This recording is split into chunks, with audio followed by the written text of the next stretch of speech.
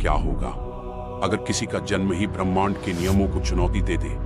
क्या होगा अगर कोई ऐसा जन्म ले जिसके पंखों की पहली फड़फड़ाहट से देवता भी सहम जाए और असुर भी आंखें झुका लें?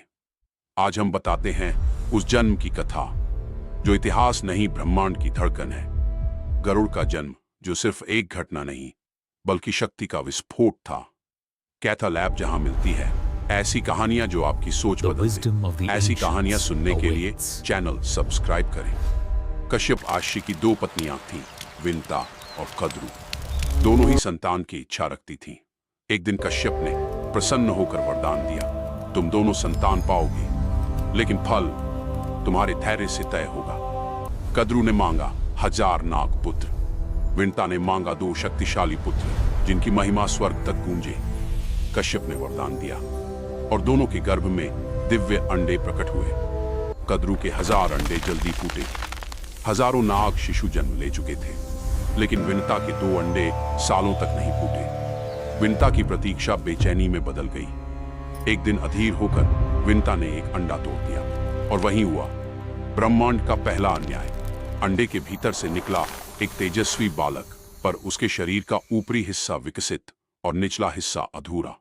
उस बालक का नाम पड़ा अरुण, और वे ही आगे चलकर सूर्यदेव के सारथी बने। लेकिन अधूरे जन्म के कारण अरुण ने अपनी मां से कहा, मां, आपने जल्दबाजी की, दूसरे अंडे को छूना मत, क्योंकि उसमें जन्म लेने वाला इतना महान होगा कि पूरा संसार नतमस्तक हो जाएगा।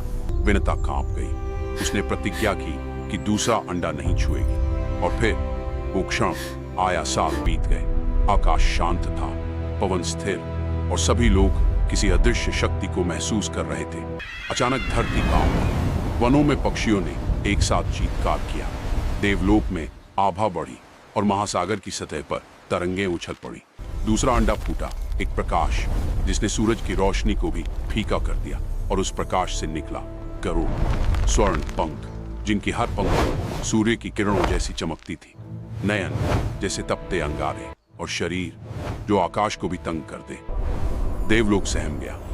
असुर कांप उठे, और पृथ्वी ने पहली बार स्वर्ग से भी ऊंचा एक पंखों वाला बल देखा। जन्म का रहस्य सिर्फ शक्ति नहीं, नियति भी जन्म के क्षण में ही देवताओं ने सुना। ये साधारण पक्षी नहीं, ये गति का देवता है, स्वतंत्रता का स्वरूप, देवताओं से भी तेज, अग्नि से भी प्रखर, और आकाश का स्वामी। लेकिन गरुड़ का जीवन सिर्फ शक्ति का खेल नहीं था। उनकी मां विनता एक कठोर श्राप में बंध चुकी थी। कद्रू ने छल से उन्हें अपना दासी बना लिया था। गरुड़ ने अपनी मां को मुक्त करने की प्रतिज्ञा ली, और यही प्रतिज्ञा आगे जाकर वह युद्ध बन गई जिसे आज हम अमृत कलश की खोज कहते हैं। गरुड़ का सबसे बड़ा संकल्प नागों ने शर्त रखी, यदि अपनी मां को मुक्त करना है तो अमृत ला कर दो। अमृत जिसे देवता भी बिना युद्ध के नहीं पा सकते। लेकिन गरुड़ ने बिना घबराए कहा, मां की स्वतंत्रता स्वर्ग के किसी भी रत्न से अधिक मूल्यवान है। उनकी नजर में सिर्फ एक लक्ष्य था, उनके पंखों में सिर्फ एक आग थी, और उनके हृदय में सिर्फ एक शब्द, स्वतंत्रता। गरुड़ उड़ चले सीधे देवताओं के राज्य की ओर, जहां अमृत, जहां युद्ध था, और जहां उनका भाग्य उनका इंतजार कर रहा था। गरुड़ का जन्म किसी माता की गोद में नहीं, बल्कि ब्रह्मांड की आवश्यकता से हुआ था। क्योंकि जब अन्याय बढ़ता है तो प्रकृति स्वयं